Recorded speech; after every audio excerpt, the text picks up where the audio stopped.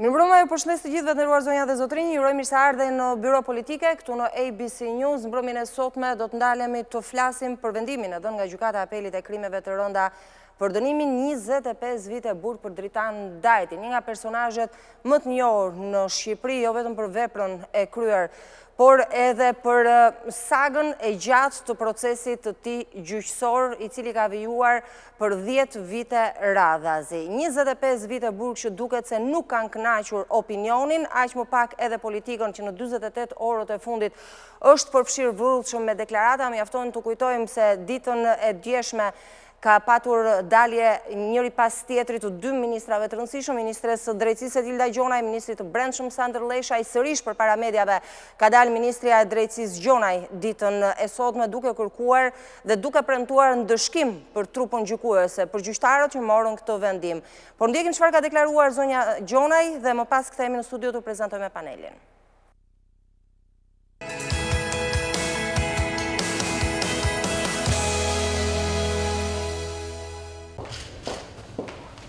Ministre e Drejtësisë Ceshtja Gjona i kërkon institucionit të ri të reformës në drejtësi, Këshillit të Lartë Gjyqësor, ndëshkimin e 3 gjyqtarëve që dhanë vendimin nga burgimi përjetshëm në 25 vite heqëlirie për Dritan Dajtin. Si Ministre e Drejtësisë kam vlerësuar se ka vënd për fillimin e hetimit disiplinor për shkelje të rënda profesionale që diskreditojnë pozitën dhe figurën e gjyqtarit gjatë ushtrimit të detyrës nga ana e gjyqtarëve Skënder Damini dhe Petrita Liu të Gjykatës së Apelit Vlorë, si dhe Alex Nikolli i Gjykatës së Apelit Shkodër. Për këtë arsye, sot jam drejtuar Këshillit Lartë Gjyqësor dhe Inspektoratit me kërkesë zyrtare për fillimin e hetimit disiplinor dhe marrjen e vendimit të shkarkimit nga detyra ndaj gjyqtarëve të sipërpërmendur, si dhe kryerjen e një hetimi të thelluar administrativ për këtë dosje. Gjyqtarët sipas Gjonaj kanë pranuar kërkesën për gjykim të shkurtuar nga Dritan Dajti, jashtë afateve ligjore të depozituar në Gjykatën e shkallës së parë për krime të rënda. Sipas rregullave procedurale në fuqi, në kohën e paraqitjes së kërkesës në bazë të nenit 403 të Kodit të Procedurës Penale, kërkesa e të pandehurit për gjykim të shkurtuar depozitohet të paktën 3 ditë përpara datës së seancës të përcaktuar. Gjykata e Apelit për krime të rënda ka disponuar në kundërshtim me nenin 403 të Kodit të Procedurës Penale në kushtet kur kjo kërkesë është paraqitur pasi është deklaruar nga gjykata hapja e shqyrtimit gjyqësor në përputhje me parashikimet ligjore të procedurës penale. Ministre e Drejtësisë pohoi se vendimi i Gjykatës së Apelit është dhe në kundërshtim me vendimet unifikuese të Gjykatës kushtetuese. Vendimi gjithashtu është në kundërshtim të hapur dhe me vendimet unifikuese të Gjykatës së Lartë dhe përmend vendimin numër 2 të vitit 2003, ku sipas këtij vendimi, gjykimi i shkurtuar ka vlerë për ekonomi gjyqësore, sepse thjeshton dhe shkurton procedurat, rrit shpejtësinë dhe efektivitetin e gjykimit. Prokuroria e Apelit për krime të rënda ka bërë rekurs në Gjykatën e Lartë për ndryshimin e vendimit ndaj Dajtit, i cili është dënuar nga shkalla e parë e krimeve të rënda me 4 dënime të përjetshme. Ai akuzohet për vrasjen e 4 efektivëve të policisë në verën e vitit 2009 në zonën e plazhit të Durrësit.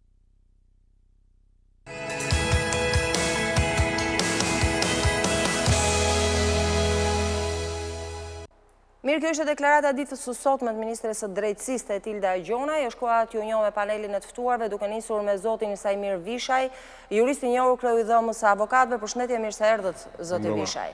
Zoti Ferdinand Doja, jurist i njohur gjithashtu, përshëndetje, mirë se erdhët, zoti Doja.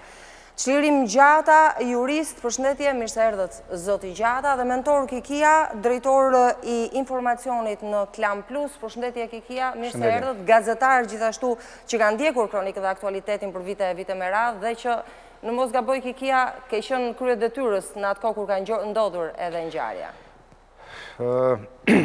Ka qenë një ngjarje nga ato që trazoi verën e asaj kohe, një ngjarje absolutisht e rëndë. Në fakt, ajo që nuk pritej pas kësaj ngjarje ishte një histori kaq e gjatë procesi gjyqësor për një ngjarje kriminale kaq të pastër. Pasi në fundit seancat gjyqësore apo procesin tërësisht varritet për histori që ka nevojë për investigime mrifilli të mbrojtjes, që hetojnë dhe nxjerrin prova të tjera për të kundërshtuar akuzën e tjerë.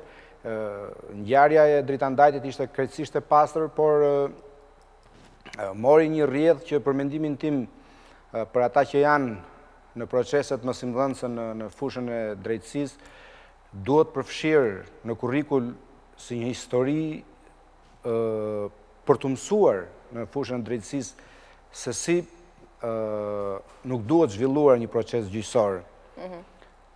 Për më tepër besoj që duhet shënuar edhe në historikun e drejtësisë shqiptare si një dështim spektakolar i shtetit për të dhënë drejtësinë dhe për t'i vënë vulën me vendimin e para 2 ditëve të gjykatës Apelit. Zoti Vishaj, ka një çështje në fakt që dua t'i prekim njëra pas tjetrës për mënyrën se si u veprua në këtë proces gjyqësor dhe sidomos për vendimin e fundit. Po s'pari i konsideroni vendim të drejtë, të lishëm dhe sa moral është? Sepse duam pavarësisht se ju fisin me gjuhën e drujnë të ligjit, ndërhyn dhe pjesa moralit këtu. Atëre, kjo çështje duhet ndahet në 2 plane. Plani i parë është që kemi 4 viktima, të cilët vinë nga rreth e policisë. Kemi edhe një plan të dytë që kemi veprime procedurale për një proces gjyqësor që vërtet zgjati maraton rreth 9 vite apo 10 vite, nuk jam i saktë. Por ajo që duhet thënë si profesionist është që mendoj që gjykata e Apelit nuk ka shkelur ligjin. Nuk ka shkelur ligjin, sepse nëse prokuroria çon një çështje në gjykatë, ka vetëm 2 momente. Momenti i parë është të marrë fajsi dhe gjykata e Apelit për krimet e rënda ka dhënë fajsi. E dyta, gjykata e Apelit për krimet e rënda në vendimin e saj ka dhënë një masdënimi burgim të përjetshme. Beneficet i merren për shkak të ligjit procedural penal ose llojit të gjykimit të zgjedhur që në shkallën e parë, që është gjykimi shkurtuar. Unë dëgjova me vëmendje ministrin e drejtësisë, më vjen keq që është keq informuar nga këshilltarët e saj. Mendoj që nuk ka këshilltar profesionist që të argumentojë që kërkesa për gjykim shkurtuar bëhet 3 ditë përpara ndërkohë që jemi në gjykata Apelit. Në gjykata Apelit kërkesa ishte bërë në gjykatën e shkallës së parë dhe është gjykata Apelit pikërisht ajo që vendos të ndryshoj një vendim të ndërmjetëm, sepse gjykimi shkurtuar pranohet me vendim të ndërmjetëm të gjykatës shkallës së parë. Por mendoj që gjykata ende pa shpallur, domethënë jemi në një moment ku njohim vetëm dispozitivin. Dhe kemi 2 gjyqtarë që kanë dalë pjesërisht kundra, por nuk dim gjetjet për shkak ata ka dalë kundra, sepse momenti që një vendim ka 3 elementet e saj, sidomos pjesa arsyetuese, atëherë do të kemi dhe ne një diskutim në lidhje me këtë vendim. Por ajo që unë deklaroj sot, si profesionist, është që gjykata e Apelit për krimet të rënda e ka lënë në fuqi vendimin e gjykatës shkallës së parë për sa i përket fajsisë dhe burgimit të përjetshëm. Pra, si mas dënimi, gjykata e Apelit për krimet të rënda ka dhënë burgim të përjetshëm. Beneficet apo lehtësimet që jep ligji i përfiton i panderu, nuk ja jep gjykata. Në rasti konkret, një të drejtë të mohuar që deri në atë kohë pretendohesh nga veti i panderi, sot është i dënuar, mendonte që gjykimi shkurtuar ishte refuzuar nga gjykata e shkallës së parë për krimet të rënda. Ndërkohë, ky vendim i ndërmjetëm u riparua nga gjykata e Apelit për krimet të rënda, çka nuk do të thotë që menjëherë të dalë një ministri i brendshëm në mënyrë emocionale të thotë që gjyqtarët duhet shkojnë basekura, të dalë ministria e drejtësisë të thotë që gjyqtarët duhet marrë masa disiplinore, po në rast se ky vendim brenda 45 ditëve do të rekursohet nga prokuroria e Apelit në gjykatën e lartë, e cila do të gjykohet në një kolegj penal dhe do ngrihet në fuqi. Atëherë çfarë duhet të themi? Do të themi që gabuam me këtë shantazh. Për mua jemi përpara një reforme në drejtësi tepër të brisht, ku gjyqtarët sot unë i kam parë tepër të friksuar, sepse ne nuk kemi gjykata ndëshkimi ose gjykata ndëshkimore. Ne kemi gjykatë e cila realizon dhënien e drejtësisë. Që do thotë, jo çdo person që shkon përpara gjykatës duhet të deklarohet fajtor. Nëse ne do të ecim me parimi që Ministria e Brendshme ose Policia kap, prokuroria ose gjykata lëshon, atëherë do të thotë që në këto raste të gjithë personat të dyshuar për një vepër penale nuk ka nevojë për të gjykuar, por vetë policia mund të jap biletën e dënimit, mjafton që vepra penale të mbajë burgim përjetshëm dhe nuk mund të gjykohet. Sot ka ndryshuar ligji, ku gjykimi shkurtuar nuk jepet më për vepra penale që kanë në margjin e dënimit apo në saksion ka burgim përjetshëm. Nuk lejohet të bësh kërkesë, jo më të pranoj gjykata. Pra, që ta sqarojmë pak më thjesht për publikun e gjerë. Kërkesa për gjykim të shkurtuar është bërë që në shkallën e parë. Para 9 vitesh. Para 9 vitesh, 8 vitesh kur ka filluar procesi. Dhe po ta shikoni. Aktualisht me këtë vepër penale, ligjin procedurial të vjetshëm, po gjykohesh, sepse po të shikosh edhe Masjaroni pak thjesht pra. Shumë teknike ta diskutojmë, tjetër problem. Trupi gjykus ishte me 5 antar, çka do të thotë që vepronte me ligjin e vjetër. Sot trupa gjykus në gjykatën e Apelit me ligjin e ri vazhdojnë me 3 gjyktarë. Dhe e dyta, gjykimi shkurtuar, që është një ekonomi gjyqësore, që do të thotë të bëhet gjykim pa dëshmimtar me ato akte që janë marrë gjatë hetimeve paraprake, gjykata vendos për ekonomi gjyqësore, po kur është bërë kërkesa në gjykatën e shkallës parë. Pra nuk është një kërkesë e re ajo që bëhet në gjykatën e Apelit. Çfarë presupozon kërkimi për gjykim të shkurtuar? E pranon fajsinë autori? Nuk ka lidhje me fajsi fare. Nuk ka lidhje me fajsi, sepse me gjykim shkurtuar mund marrë dhe pa fajsi, me ri procedurial që kemi. Bota jashtë e ka me pranim fajsie. Ne nuk e kemi me fajsi këtu. Prandaj, dhe të shantazhoj gjyqtarët që me këtë vendim ju nuk keni dhënë drejtësi, unë mendoj ka dhënë drejtësi. Ka dhënë drejtësi sepse ka dhënë 2 momente. Momenti i parë është fajësia, që është atribut dhe mbrojtje e akuzës nga ana e prokurorit, po dhe masën e dënimit e ka dhënë burgim përjetshëm. Beneficet, se ka rrethana lehtësuese, apo gjykimet të posaçme që është atribut vetëm i pandehurit, nuk mund t'ja mohojë gjykata. Po, zoti Gjata? Atëherë, do mundohemi që ta trajtojmë pak, të dalim pak nga i momenti teknik i gjykimit shkurtuar apo jo, se gjykatë që jep vendim, aty je pranon gjykimin e shkurtuar mas 10 vjetëve, se në fundit, ai ka bërë kërkesën për gjykim shkurtuar në shkallë të parë para kur ka qenë atëherë, 8 vjetëve sa ka, dhe nuk jo është pranuar. Tani gjykata Apelit, si u gdhi kështu një ditë bukur, edhe se është kthyer një herë për gjykim, ka shkuar në gjykatë lart e ka prishur, ka thonë ta gjykoj Apeli. Aty të që një ditë bukur dhe po e pranoj, po duhet të jap të arsyetoj pse po e pranon, pse ja ka rrëzuar ai i pari dhe pse po e pranon ky. Po kjo është shumë teknike i takon ligjit. Unë kam një plan shumë më të gjerë. Ditën e premte është shpallur ky vendim në mesditë, e kanë dhënë mediat dhe ju lutem se një diçka. Ju më prezantua si jurist, po jam edhe sekretar për çështje ligjore në. Po, sigurisht, po. Në këtë rast jeni thirrur si jurist sepse është çështja e tillë. Shpresoj të mos më ndaj ndonjëherë në kush përgjysmë, se nuk shkon ajo punë. Por, problemi është i tillë, që është bërë një direkt, domethënë 2 orë, maksimumi 3 orë, masi kanë nxjerrë media atë, një deklaratë për shtyp e Partisë Demokratike që e dënonte dhe e konsideronte të paligjshëm dhe të papranueshëm, dhe të jetë korruptiv, madje edhe nga pikpamja politike korruptiv këtë vendim, ndërhyrje politike, dhe të premten darkë, madje ne kemi qenë një debat në emisionin Java dhe ishte krejt temë tjetër dhe filluam me këtë çështje. 3 ditë më mrapa, mbrëm në darkë, pra më shumë se 48 orë, dalin 2 ministra, një të diel në darkë, sepse pati një furi në rrjetet sociale gjithandej, të cilat kuptohet edhe njerë pa i hyrë çështjes teknike, por për qeverinë është një goditje shumë e rëndë. Dhe unë po ju them një gjë, nuk ka gjyqtar sot Shqipëri që guxon të jap këtë vendim në situatën që jemi, pa pas një ndërhyrje të fuqishme të kryeministit direkt, s'po them po indirekt. Zoja Juli, më lejoni t'ju kujtoj se si kryeministri merrte në telefon një gjyqtar apo kryetare gjykate që ishte e Krujës dhe i thoshte madje shpreha ti pres këmbët, po nuk e futen në burg atë që s'ka pagu dritat. E cili gjyqtar kujton sot në kohën e vetingut, shikoni se çfarë po ndodh, t'jap vendime të tilla. Ky vendim ka prapavi politike. Ai njeri është i lidhur me përmjet kanalesh kriminale me kryeministrin dhe me mazhorancën. Prandaj edhe ka dalë ky vendim, nuk është çështje gjykim shkurtuar pa gjykim shkurtuar. Të 5 gjyqtarët nuk kanë qenë në unison në vendimin e tyre. Shumica aty, s'ka nevojë gjithë aty, 3, mjafton shumica. Dakor, ne e dim që mjafton shumica, por në rast se do ekzistonte ky lloj shantazhi, nuk do ishte i vlefshëm për gjithë. Po ty pyes që ta sqarojmë. Dalja këtu sot madje e ministrës që thotë do t'i çojmë për KLG-ja të marrë masat të shkarkohen nga detyra e tjerë, tani edhe dalja djeshme 2 ministrë, edhe sot të ministrës, këta në lot krokodili është hipokrizi politike, sepse kjo për arsye politike është bërë dhe hajde, me qenë se gjitha po na kthehet në bumerang politik, o burrat e dalim të duke si ku po dënojmë. Ku do e çojnë KLG, po s'ka ligj moj për ta ndjekur disiplinarisht gjyqtarin, se është fuqizuar nga gjykata. Lutem tani, kjo është çështje shumë teknike, mos më ndërprit këtu, të lutem, ta mbaroj. Nuk ka ligj se ka fuqizuar gjykata kushtetuese ndjekjen disiplinore të gjyqtarëve, duhet të rritmi bërë ligjin parlament. Tani ai e di shumë mirë këtë.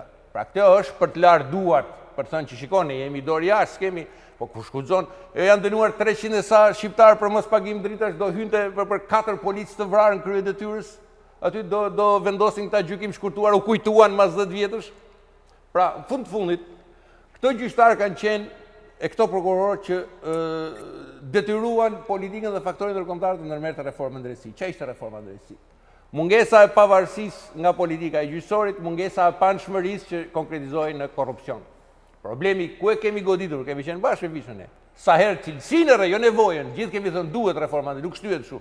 Po cilësinë e reformës drejtësisë, sepse e gjitha si u bë, po shkon në drejtim të kapjes së drejtësisë nga kryeministri. Dhe kjo nuk është asgjë tjetër. Identik që është i rasti i Lulzim Berishës. Uli dënimet, gjej një artific aty, bëj një këtu, sa i takon gjykimi shkurtuar, përse gjykimi shkurtuar? Në gjykata Apelit, kur kanë mbaruar provat, janë bërë gjitha hetimet, të bërë kujtohet dhe i jap gjykim shkurtuar. Kjo nuk shkon. Dhe unë po ju jap edhe si president. Ka qenë një djalë ai që u dënua burgin përheqëm që i vrau 2 turistët çek.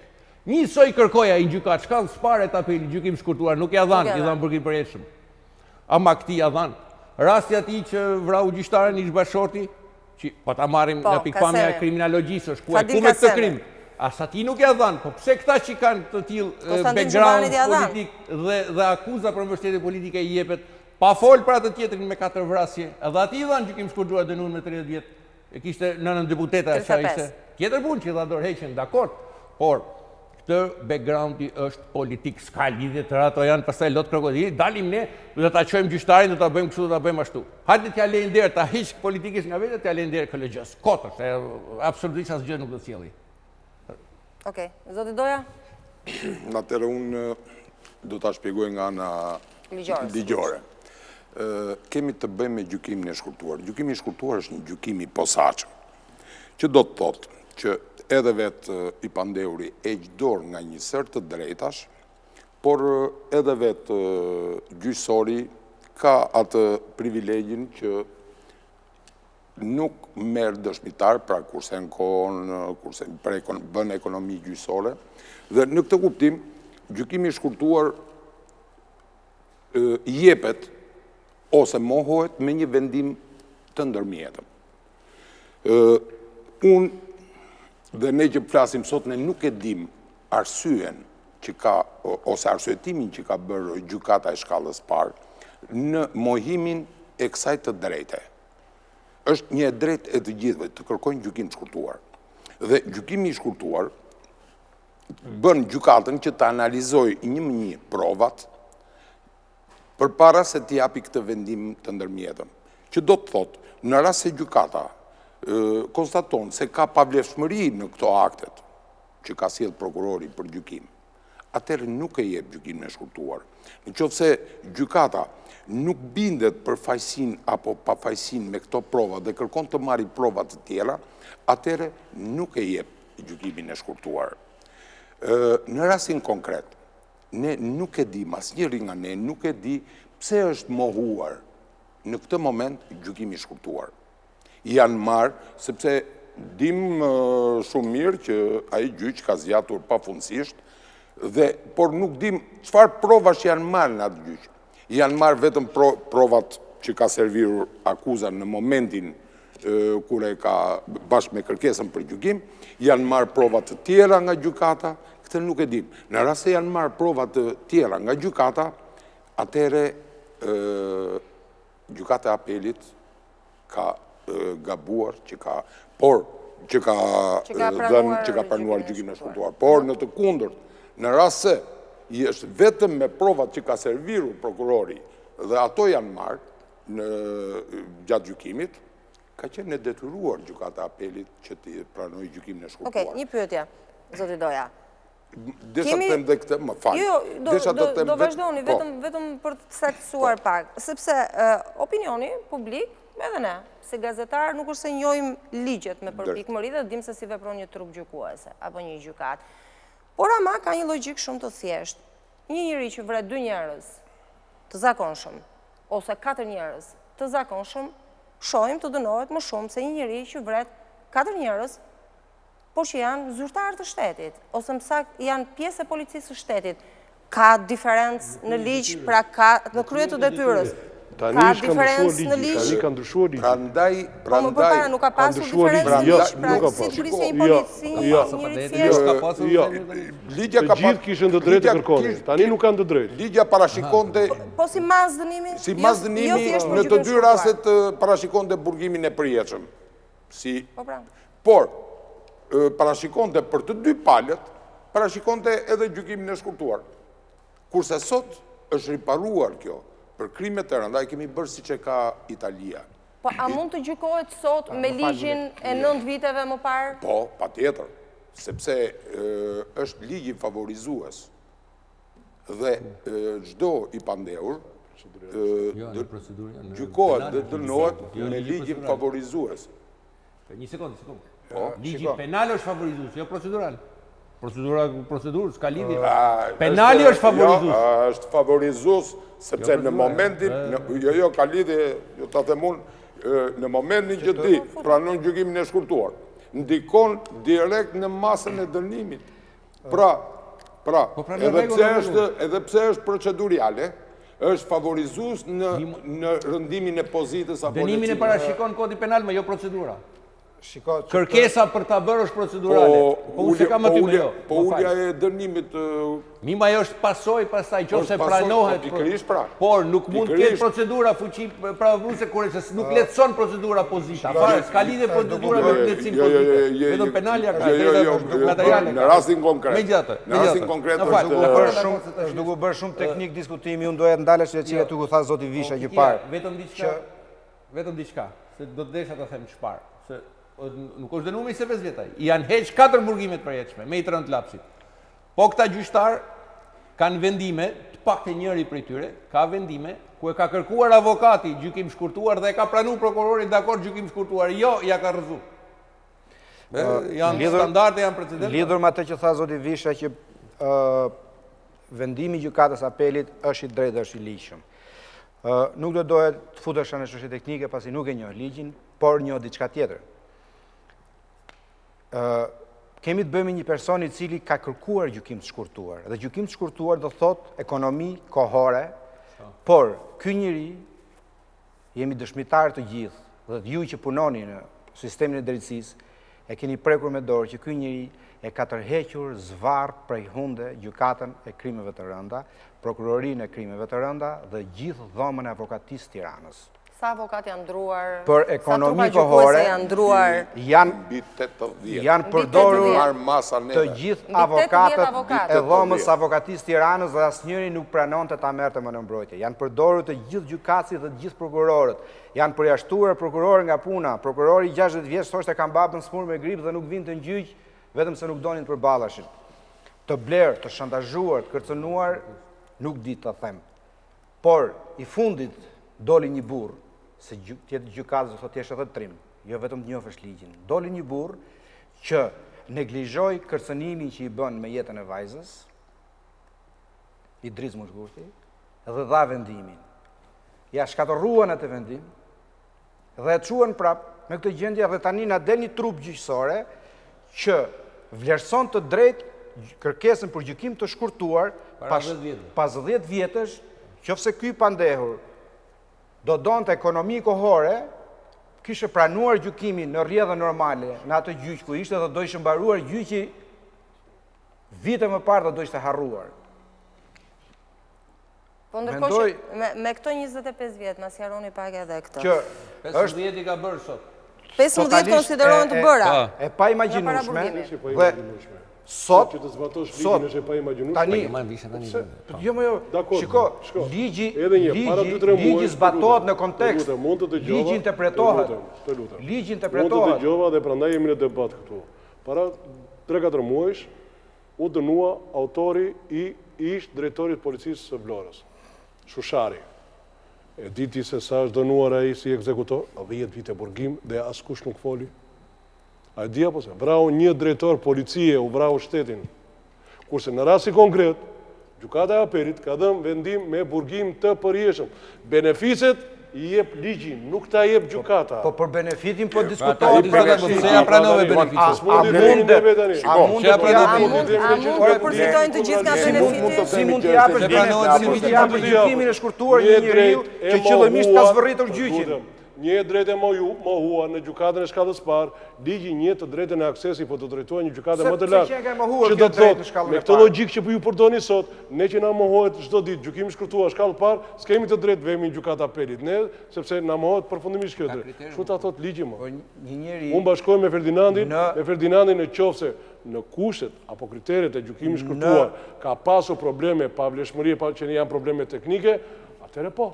Po në rasti se ti, si gjykat, je nisur vetëm nga rrezikshmëria e veprës, dhe ke thënë nuk pranohet gjykim shkurtuar, se ka qenë një moment, ka qenë ligji kthehesh me 35 vite burgim.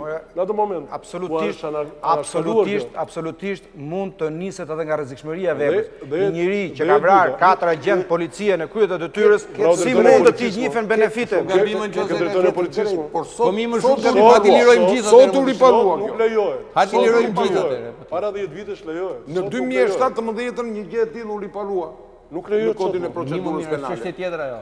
Nuk lejohet sot, po ne nuk mund të pushkatojmë gjyqtarët sot, sepse sot ne kemi parë një gjyqësor të trembur. Për t'i pushkatuar nuk i pushkatojnë kurse kanë mbrojtjen e Tiranës ata harroje tjetër me shkelma jashtë sistemit. Nuk flitet për gjyqtarët. Absolutisht po. Absolutisht po. Ke gabim. Po ne për atë po luftojmë për reformën e drejtësisë, ta shkëpusim presionin politik. Ne sot jemi qytetarë të shokuar, sepse shikojmë një njeri që u vuri plumbin 4 agjentëve të policisë që shkuan të arrestonin, dhe nuk ka pikën e dyshimit që është autori këtyre krimeve, dhe shikojmë të dënohet njësoj si njeriu që ka vjedhur një vagon e madh. Është deklaruar fajtor. Por juve do të vras 10 veta unë se do marr gjykim shkurtuar. Po na ktheni gjykata ndëshkueshmërie. Nuk kemi gjykata krimeve të tjera. Nuk kemi gjykata. Po çfarë është veçantë gjykata krimeve të tjera? Gjykata po sa gjykata e diskushmëria dhe gjykata dikë që vret një njeri të presion, edhe media. Media i bën, politika i bën, ekzekutivi i bën. Atëre, ta gjyqtar, nese do gabojnë në dhënien e drejtësisë. Ka të drejtë publiku t'i bëj për derisa ka të tillë. Se ka të drejtë publiku t'i bëj? Që të zbatosh ligjin? Ka zbatuar ligjin më. Kë ligj? Po jo më nuk ka zbatuar ligjin më. Çdo mohim të një të drejtë në shkallë të parë rregullohet në shkallë të dytë. Pse i njëjti ligj, një njeri që vret një njeri e çon në burgim për jetë. Një njeri që vret 4 si ai Xhuvani. Një njeri që vret 4 polici, ky tjetri nuk dënohet në burgim për jetë. Fal Juli, a mund të flas diçka se me qenë se deshe si Vishaj. Për hir të vërtetës, Saimir ka një një diçka vetëm. Shiko, Juli, lutem. Ka një gjë.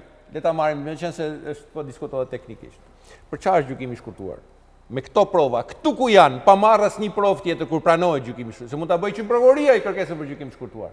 Atje. Po u pranuaj kërkesa për gjykim, do të thonë, këtu ku janë prova dhe nuk merret asnjë provë tjetër. Me këto që janë gjykohet. Me këtë logjikë do të një burgim përjetshëm. Prit pra më Kikia, prit se ta shpjegoj. Ka ndryshuar ligji më ka burgim përjetshëm. Po një sekondë burra, do flasim tani. Atë po i them, ka ndryshuar ligji. Me këto prova që janë, tani çka ka ndodhur? Jo është rrëzuar ai kërkesa e parë. Kanë ardhur të gjithë se kjo është ekonomia, kjo është benefici, që nëse ti si kriminal, si bie fjala i pandehur, derisa të shpallësh fajtor, po më krijon kushte mua si shtet që të shkurtoj punë, ti bie shkurt, mos hallakate, mos shpenzoj financiarisht, mos harxoj kohë, dhe të ketë operativitet, të vijë ndërsia me shpejtësi.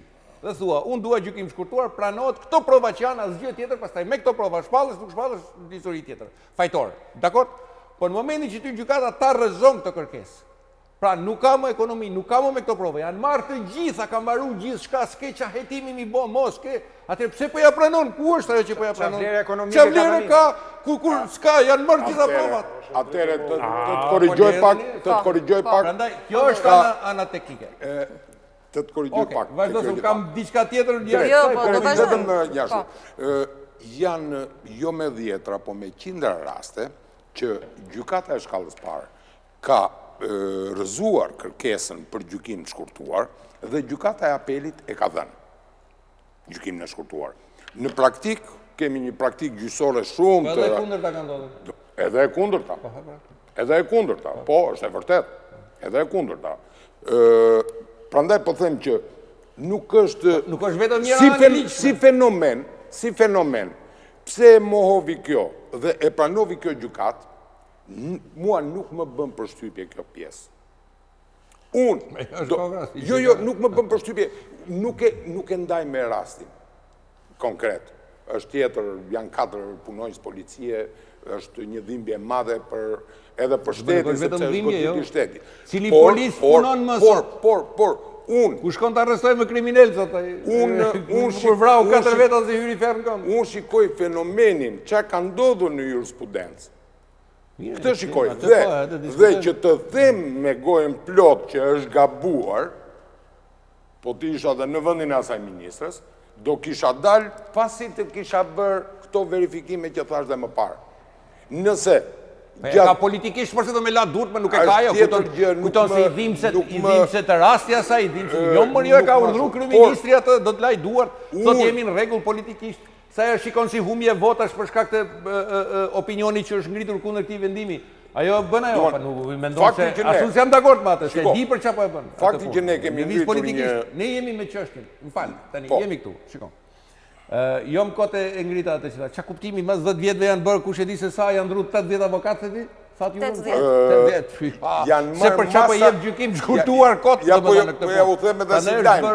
Janë marë masa disiplinore për të gjithë listën e avokatëve kryesisht. Shkallë parë. Në shkallë parë. Gjykata Apelit janë dënuar 20 avokatë me nga 500.000 lekë të vjetra gjobë. I ka dënuar direkt gjykata, nuk kanë ardhur ke neve. Se më përpara i simi në komitetin disiplinor ke neve. Për të marrë masë. Diskutohet dhe tani duhet gjykimi shkurtuar, e? Pa tjetër. Pas gjithë kësaj gjëje. Gjithë gjykimi shkurtuar. T'ju ndalë shkuptim fushik reklam. Mund bëj një pyetje, pak publicitet të jap fjalën. Është drejtë e mohuar. Pyetje për profesionizëm tash. Është drejtë e mohuar. Gjykimi shkurtuar nuk do të thotë pranimi i fajësisë. Gjykimi shkurtuar është kërkesë që bëhet për të shkurtuar kohë dhe ja mohoi të drejtë shkallë parë. Shteti do ta kërkojë me akses në arsyeton të për të kursyer para, për të mos bërë 750 seanca gjyqësore, për të mos harxhuar tokë policie etj. Gjitha pra e thamë. Pasi këto janë konsumuar në shkallën më superiore të mundshme historike, dhe pasi janë dënuar, si shtat ju, të gjithë avokatët e Tiranës, që nuk pranonin të shkonin të bënin formalisht mbrojtjen, që të kishte kushtetueshmëri procesi gjyqësor, tani, pas gjithë kësaj historie, na deni trup gjyqësore dhe vendos gjykimin e shkurtuar. Tani, gjykimi shkurtuar nuk ka më vlerë, as për ekonomi kohore, as për ekonomi financiare. Ka vetëm vlerë për të përfituar uljen e dënimit. Këtë s'parin të kuptoshti.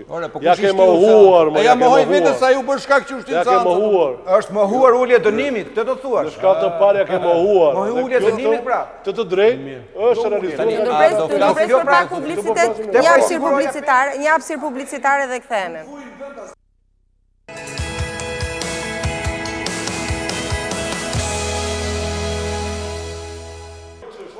Mirë, jemi rikthyer në studio, ndërkohë që debati vazhdon fakt dhe përgjatë hapësirës publicitare. Zoti Gjata, është thënë që do kaloj çështja sigurisht do bëhet rekursi në gjykatën e lartë. Gjykata e lartë aktualisht është me 4 antar. Kush i ka 4? Nuk i ka 4? 2. 2 antar. Po, ndjes. Kam mbetur një gjysmë. Një gjysmë, në rregull. Është kryetari, Dvorani, është edhe akoma është në KPA ai gjyqtari tjetër. Po pra. Tjetëri shkoj në KLG, kështu si 3 ka praktikisht, por që nuk është më kismet kur të bëhet gjykata lartë. Kjo është pyetja brava. Problemi është sa mund të thirret akoma si çështja. Mirë, më mirë do të thirret ajo, nuk është problemi atje. Çështja është këtu. Janë 40.000 çështje përpara, më fal gjithë. Dakor, janë aty, çfarë ka? 40.000 çështje. Okej. Sa ka gjykata lartë. Problemi është tjetër kund më. Çështja është që pse erdhi në fundit pse erdhi deri këtu. Pse erdhi kjo çështje deri këtu. Që të ndërtimi dhe vënia në funksionim mbrapsht e reformës drejtësi dhe vetingut, e cili filloi që nga gjykatat e larta dhe la vendin pa gjykatë kushtetuese, pa gjykatë lartë. Dhe me një presion edhe mbi Apelit, kuptohet, kryetarët e gjykatave, pra, në kuptimin i hoqi mbulesën gjyqësori që edhe mund ta kontrollonte. Duhej filluar vetingu nga shkalla e parë, nga poshtë, nga gjyqtarët më të ulët, më të largët, gradualisht vinte, sepse ti duke heq kontrollin lart, gjyqtarët thonë, ore, ne po na vjen dita, bjeri me top se do ikim nga vetingu. Kush do i kontrolloj? Përkundërzi, po të fillonte nga poshtë, do kishte një rritje të përgjegjësisë edhe lart, shumë më tepër se po na vjen rradha. Tani ç'a ndodh? kush i kontrollon këta që qas po bëjnë, se kjo ka bërë bujt, po sa çështje, qindra çështje në ditë keq që s'bëjnë bujë fare. Kjo është pikpyetja, në kulmin e procesit vettingut, në kulmin e reformës në drejtësi. Të gjithë juristët ankohen se ka presion të jashtëzakonshëm dhe jepen këto lloj vendimesh. Në këtë situatë, edhe atë që thash fillim, si janë këto gjyqtarë kaq vërtet kaq të guximshëm që gjetën një kleshë procedurale aty dhe ju hoqën 4 burgimet përjetshme aty, pa një mbështetje të fuqishme, pa një ndërhyrje të fuqishme? Absolutisht nuk bën vaki. Nuk bën vaki. Këtu gjithçka vjen me parapavi politike për këtë person. Nuk po flitet sot, ka vite që flitet dhe diskutohet për këtë. Ka vite, janë të famshëm telefonatat e tij nga burgu, janë persona që e kanë takuar, politikanë të lartë që e kanë takuar në burg, pa kur fare që s'kan drejt as shkelin në burg madje. Se shkon avokatët e nuk ka dhe unë e ti, s'kemi drejt shkojmë kot pa një ashtu. Mirë, do të ndaj favorizimi nga shantazhi. Megjithatë, të gjitha këto, edhe një herë po e përsëris, pa mbështetje politike nuk është bërë ky vendim. Lëre pastaj qarqajnë sot e ngrenë me të madhe ishte drejtësia e vjetër, se po vjen drejtësia reale. Tash bro shkolla. Muhabetet e njëjta drejtësi është e vetmja gjë që tani po kalon direkt në krahun e kryeministrit me gjitha këto vendime, me gjithë këto gjëra që po ndodhin. Po, zoti Doja, se ndërpreva? Unë nuk mund të ashu, domethënë sepse nuk e shoh dot nga pikpamja politike. Jo, drejt. Ne flasim precedentin. Tani, edhe një, në gjyqësor, ka shumë raste të tilla, precedente të tilla, që nuk janë pranuar në shkallë parë dhe janë pranuar në apel, ose viceversa e kundërta. Ne na ndodh shpesh një gjë e tillë. Bile ne nuk ka rast që na mohohet në shkallë të parë gjykimi i shkurtuar dhe nuk e ankimojmë. Në të gjitha rastet e ankimojmë bashkë me vendimin përfundimtar të shkallës parë. Dhe në shumë raste kemi gjetur të drejtën në apel, edhe pse gjykimi ka vazhduar proceduralisht i rregullt, pa ato... Jo 10 vjet. Jo 10 vjet. Shiko, është tjetër gjë. Më thuaj një rast tjetër me 4 punojës policie të vrarë në krye detyrës. Nuk ka. Aha, pra. Nuk ka. Kjo, nuk ka, domon. Po pse pikërisht ky po mahet të tillë, se janë mbajtur të tjerët në këtë me kaq miradina procedurale. Shiko, unë po them edhe një gjë, domon, fakti ligja për neni 403 e vijues të kodit procedurës penale, linin pak për të dëshiruar në këtë aspekt. Pse? Sepse gjyqtarët edhe kanë abuzuar me këtë dispozit. Donin ta jepnin, s'donin s'ta jepnin. Pra nuk ishte, ishte një qikë, ai evaziv si di. Po të me ka pranu prokurorit gjykimi shkurtuar gjyqtari si e jepte. Po, ka shumë raste. Ka shumë raste që kemi. Në raste, jo si kjo, se thamë, kjo është unik. Dhe, prap, edhe sot, çfarë u riparua? U riparua fakti që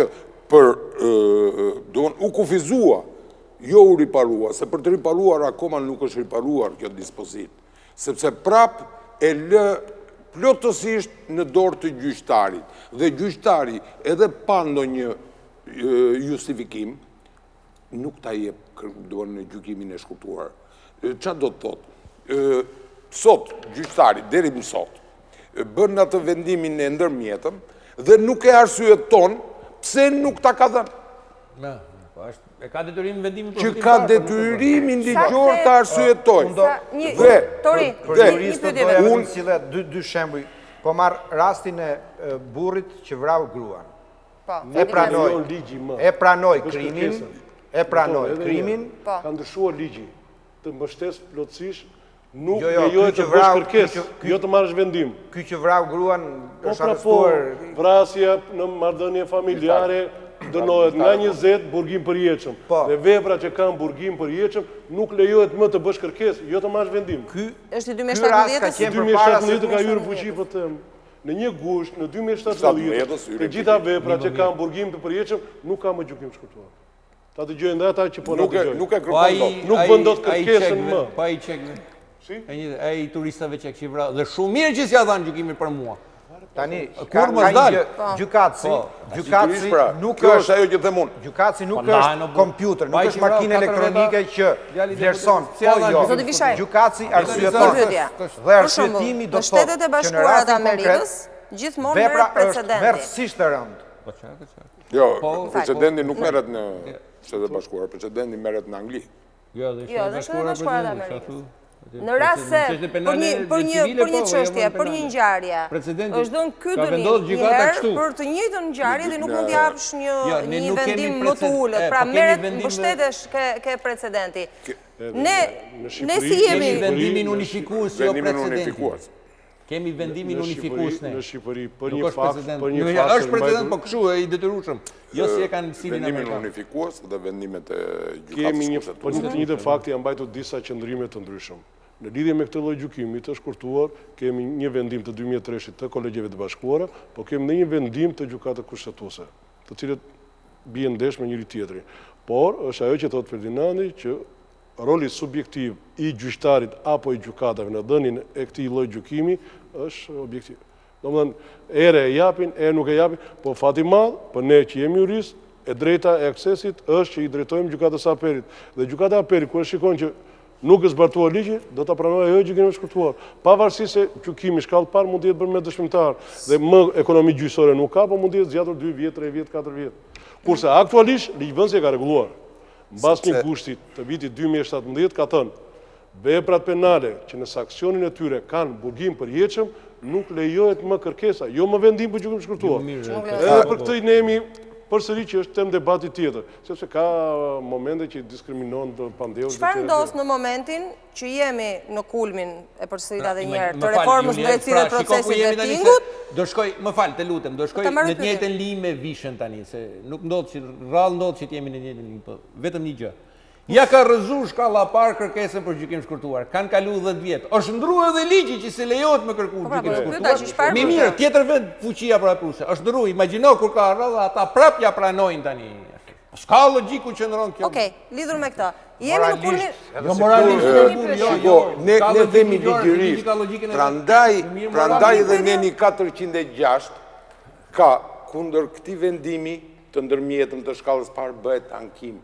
Bashkë me vendimin përfundimtar, thot. Po nuk jemi aty tani, Sako, se ka kthy gjykata lartë vendimin përfundimtar, nuk më fal, çfarë po them. Sako gjykata e Apelit ka të drejtë ta shqyrtoj ankimin që kam bërë unë edhe kundër gjykimit të shkurtuar.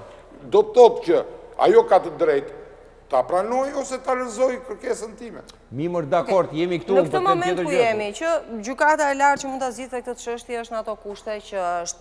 Në momentin që për sa i takon pjesës së disiplinës së gjyqtarëve, 2 nenet në kushtetut janë të shfuqizuar.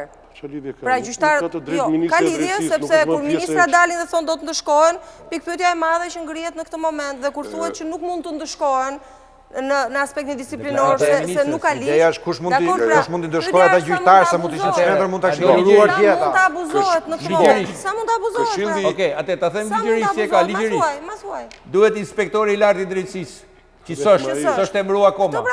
Duhet kapitulli i ligjit të shfuqizuar nga gjykata kushtetuese për masa disiplinore, që nuk është, do 35 në parlament.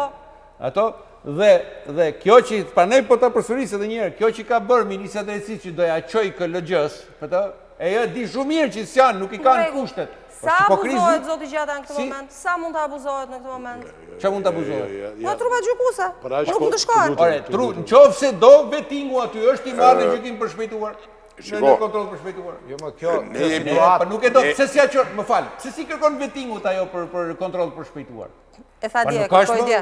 I paralajmëroj dje me pjesën e vetë. Si e paralajmëroj? Dje. Paralajmëroj dje që do ta shihni në veting. Sot kaloj me kaloj nga paralajmërimi e harroj paralajmërimin. Po është politika, ky ministri. Në fakt, vetingu e ka paralizuar çik punën e gjyqësorit. Të themi atë që është. Jo në qik, po e ka në qik si shumë. Sa 20.000 dosje deri para sepse jemi i vetmi shtet në glob që nuk kemi gjykatë kushtetuese. Dhe, po, lere gjykatën e lartë. Nuk kemi gjykatë kushtetuese dhe si mundet, është një nga pushtetët në gjyqësori. Për mua, Nuk ke gjyqësorin, ke mbaruar.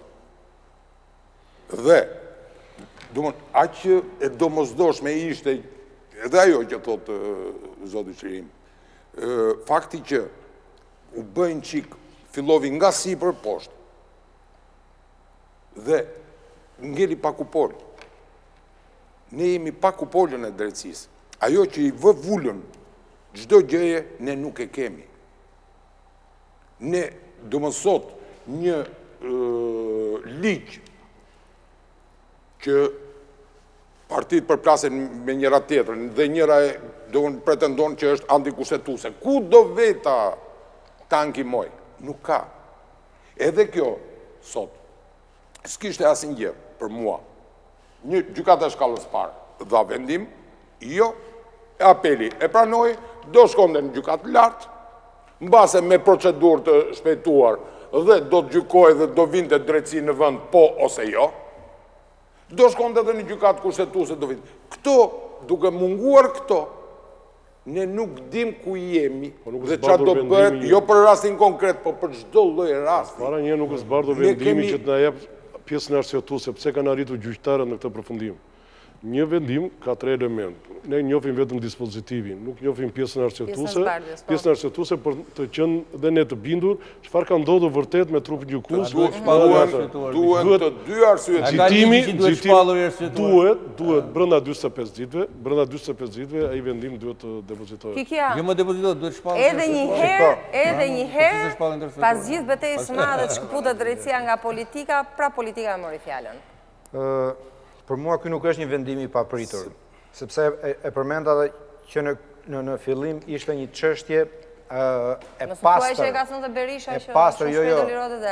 Ishte një çështje e pastër për nga ana e provave, pasi ishte e konfirmuar, ishte e provuar me gjithë çfarë hodhi prokuroria në tryezë dhe s'kishte pikën e dyshimit, pra nuk bënte pjesë tek çështjet misterioze ku autorësia e të pandehurit varej nga një fije floku apo tek dënoi një pështyme gjetur në një lugë restoranti. Nuk ishte nga këto rastet fantashkencë.